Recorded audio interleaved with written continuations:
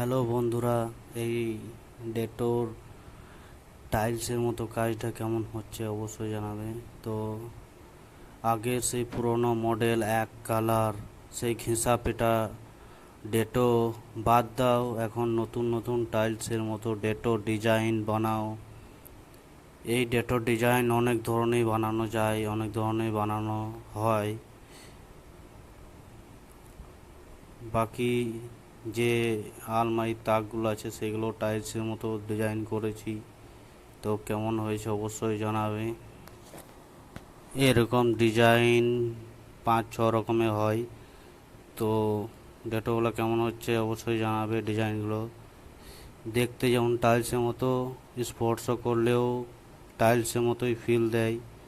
আর সেই পুরনো মডেল এক কালার ডেটো এখন বাদ দাও, নতুন নতুন মডেলের ডেটো বানাও।